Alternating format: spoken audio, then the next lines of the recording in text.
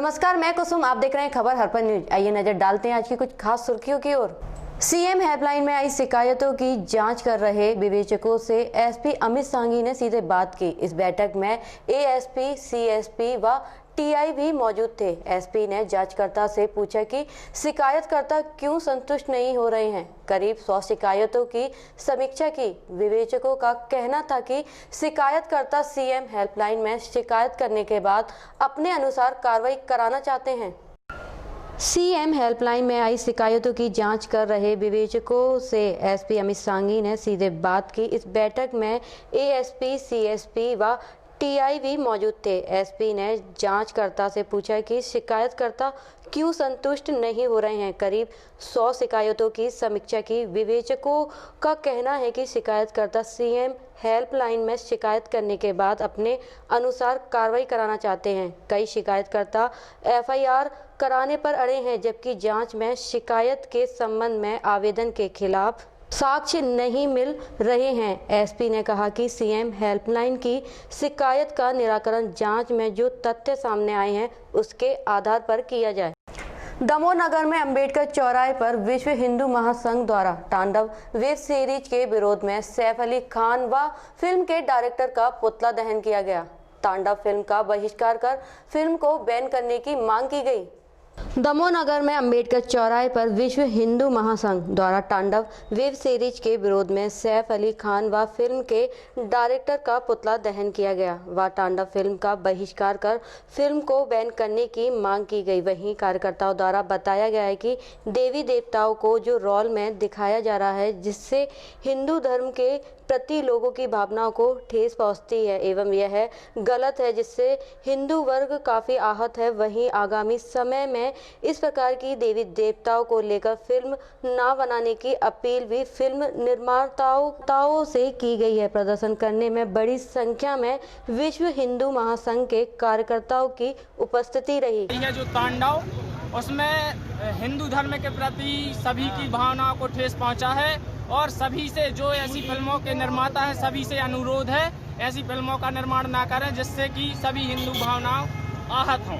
आज आप लोग यहाँ पर क्या किया आप लोगों ने? आज हम लोग ने तांडव में जो उसके निर्माता हैं उनका पुतला दहन किया है और इसी माध्यम से अपना विरोध प्रदर्शन किया है। आगे से ऐसी गलती कतई ना करे, विरोध करने के लिए नहीं तो तैयार रहें।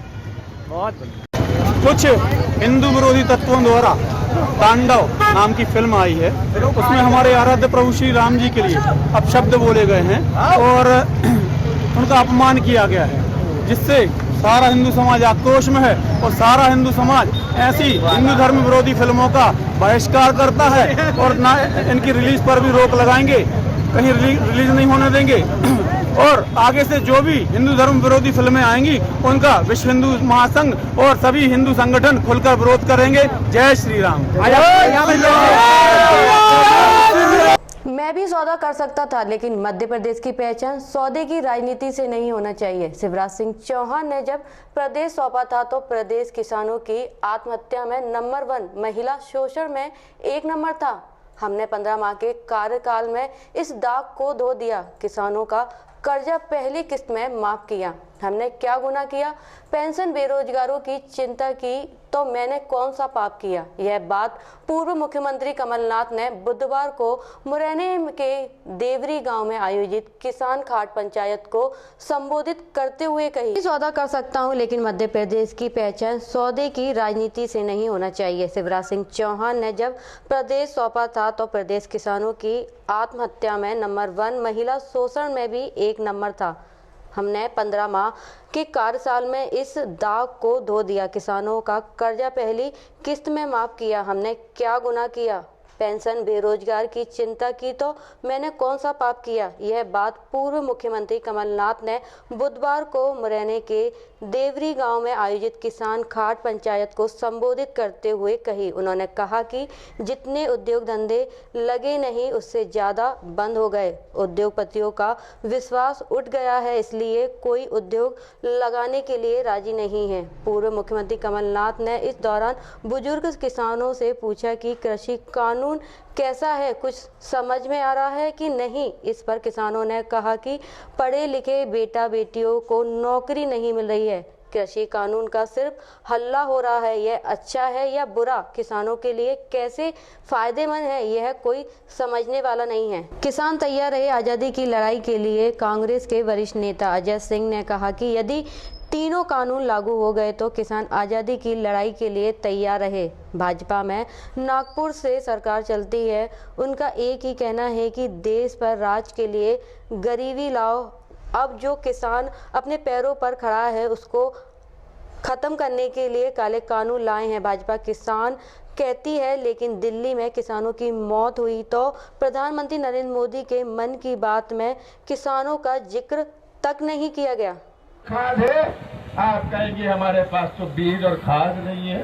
किसान क्या करेगा? बोनी का समय है, मजबूरी से कहेगा भाई बीज और खाद दे दो, मैं तेरे लिए खेती करता हूँ। किसान बंधुआ बन जाएगा। समझ गए मेरी बात? किसान बंधुआ बन जाएगा। ये बात समझने की है कि ये कैसे बंधुआ किसानों का निर्माण कर रहे हैं। और तीसरा कानून है जो आज एक सीमा थी स्टॉक करने की। आप इतना अनाज रख नहीं सकते, इससे ज्यादा 1 टन हो या इतने क्विंटल हुए, इसको समाप्त कर दिया। आज किसान जाएगा 50,000 टन 1 लाख टन खरीद लेगा, और जब इसने 1 लाख टन खरीद लिया, बाजार में जब कमी हो जाएगी उसे निकालेगा, बढ़ते हुए भाव का फायदा उठाएगा। ये 3 कानून है। मैंने बड़ी सरल तरीके से आपको समझाने की कोशिश करी है। खास करके जो कृषि परिवार से जुड़े हुए या नौजवान हैं, किसी भी व्यवसाय करते हुए, किसी की दुकान होए, किसी का व्यापार होए, याद रखिएगा इस कानून से केवल किसान ही नहीं पिटता, जो आज या हमारे मुरैना के बाजार है वो भी पिटते हैं, जो व्यवसाय के मौका था वो भी पिटते हैं, पूरे समाज इससे पिटता है। हमारे पास 15 महीने थे, कांग्रेस की सरकार बनी थी। किसान को तो फसल निकालनी है, बेटी की शादी करनी है, फीस देनी है, किसान मजबूर होकर उनको बेचेगा, मंडी चौपट हो जाएगी, और जो संभावना समर्थन मूल्य की है वो हमेशा के लिए समाप्त हो जाएगी। ये बात आपको समझनी है किसान भाइयों। दूसरा कानून ठेकेदार की खेती, कॉन्ट्रैक्ट फार्मिंग। इसका मतलब क्या है? कॉन्ट्रैक्ट फार्मिंग का ठेके पर लोग खेती कर सकते हैं, किसान दे सकता है ठेके पर। इसका मतलब क्या है? आपको ये मतलब समझना है। आज बीज और खाद के बगैर तो किसान खेती कर नहीं सकता। सोसाइटी में जो बीज और खाद जाता है, बीज और खाद जाना बंद हो जाएगा। बड़े बड़े व्यापारियों के हाथ में ये खाद बीज जाएगा, जिससे उद्योगपति खरीदेंगे और उद्योगपति आपके घर आएंगे। आपकी कांग्रेस कमेटी ने ये पर्चा छपाया है, मिला कि नहीं मिला? जिनको मिला हाथ उठाओ। नहीं मिला। चुप पे जाओ यार। अच्छा दिनेश, तूने बड़ा बढ़िया काम किया है महापंचायत। अब ये जिनको नहीं मिला उनको सबको बंटवा दे। और इसमें जो कुछ मुझे कहना है वो इसमें शामिल है, इसलिए मैं कोई भाषण नहीं दे रहा। इसमें जो कुछ मैं लिखा है उसको पढ़ो, समझो, गांव में बांटो और समझाओ। आज पूरे देश का किसान आंदोलित है। क्या मध्य प्रदेश का घर में बैठेगा? नहीं बैठ सकता। इसलिए मैं आप सबसे कहता हूं कि ये चंबल की माटी, ये चंबल की घाटी वो है जिसने हमेशा अन्याय और अत्याचार के खिलाफ लड़ा है। इसलिए हमें उम्मीद है कि महापंचायत के बाद एक नई जागृति आएगी इस पूरे इलाके में। इसलिए मैं केवल 3 नारे लगवाऊंगा। मैं कहूंगा किसान विरोधी, आप कहेंगे नरेंद्र मोदी। किसान विरोधी, किसान विरोधी, किसान विरोधी। दूसरा नारा होगा किसान एकता जिंदाबाद। किसान एकता जिंदाबाद, किसान एकता जिंदाबाद, किसान एकता जिंदाबाद। और आखिरी होगा, मैं कहूंगा कांग्रेस पार्टी, आप कहेंगे जिंदाबाद। कांग्रेस पार्टी जिंदाबाद, कांग्रेस पार्टी जिंदाबाद, कांग्रेस पार्टी जिंदाबाद। धन्यवाद। भारत माता की, भारत माता की, भारत माता की। बुधवार को हिंदू महासभा के कार्यकर्ताओं ने एसपी ऑफिस में वेब सीरीज तांडव के खिलाफ अपना विरोध दर्ज कराया। हिंदू महासभा के कार्यकर्ताओं द्वारा मांग की जा रही है कि सीरीज को बनाने वाले सभी लोगों पर मामला दर्ज होना चाहिए। इसके लिए उन्होंने एसपी अमित सांघी के समक्ष ज्ञापन भी पेश किया। बुधवार को हिंदू महासभा के कार्यकर्ताओं ने एसपी ऑफिस में वेब सीरीज तांडव के खिलाफ अपना विरोध दर्ज कराया। हिंदू महासभा के कार्यकर्ताओं द्वारा मांग की जा रही है कि सीरीज को बनाने वाले सभी लोगों पर मामला दर्ज होना चाहिए, जिसके लिए उन्होंने एसपी अमित सांघी के समक्ष ज्ञापन भी पेश किया। अखिल भारत हिंदू महासभा जिला ग्वालियर ने ग्वालियर के पुलिस अधीक्षक श्री अमित सांघी जी को आवेदन देकर उनके जो तांडव वेब सीरीज बनाई है उनको देश निकाला देने के साथ साथ 153A की धारा के अंतर्गत उनको गिरफ्तार करने की मांग को लेकर उनसे बातचीत में उन्होंने आदेश दिया है कि ये क्राइम ब्रांच में आज ही के दिन इसमें जो है तांडव निर्माताओं के वेब सीरीज के खिलाफ जो है मुकदमा कायम किया जाएगा। हिंदू महासभा की मांग कर आज मुकदमा कायम किया जा रहा है। हम धन्यवाद देना चाहते हैं पुलिस अधीक्षक महोदय को, जिन्होंने सांप्रदायिक सद्भाव को बनाए रखने के लिए इस FIR को दर्ज करके जो है लोग को एक मिसाल दी, जिसमें ग्वालियर में ही नहीं पूरे देश के अंदर ये मिसाल जाएगी कि कोई भी हमारे हिंदू देवी देवताओं के साथ अपमानजनक स्थिति में लाएगा उसको देश निकाला दे दिया जाएगा। उसको धारा 153A जिनके तहत जो है सांप्रदायिक सद्भाव बिगाड़ने के तहत जो है उसके खिलाफ कार्रवाई की जाएगी। ऐसी संदेश इस ग्वालियर से जा रहा है। धन्यवाद हमारे जो है पुलिस विभाग को।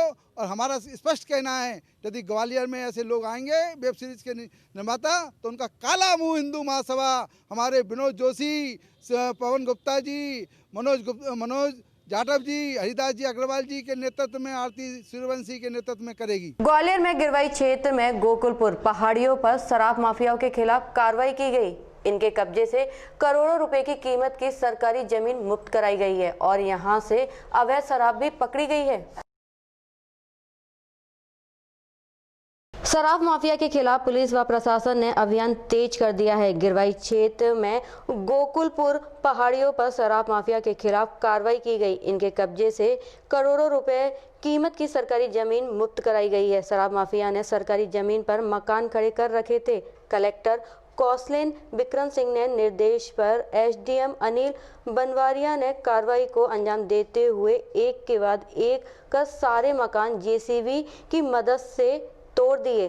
दरअसल गिरवाई थाना क्षेत्र में आने वाले गोकुलपुर पहाड़ियों पर अवैध शराब का गोरख धंधा चलता था। इन्हीं शराब माफियाओं के खिलाफ जिला प्रशासन आज मौके पर कार्रवाई करने पहुंचा। यहां सरकारी जमीन पर 6 पक्के मकान बने हुए मिले थे। बताया जाता है कि करोड़ रुपए की इस सरकारी जमीन पर आरोपी संजय बोरा, संग्राम, यूनुस और शंकर द्वारा कब्जा कर मकान बनाया गया था। लिहाजा दलबल के साथ पहुंचे SDM अनिल बनवारिया का निर्देश मिलते ही इन मकानों पर JCB का पंजा चलाया गया। एक के बाद एक कर सभी 6 मकानों को तोड़ा गया। बिना ले रहे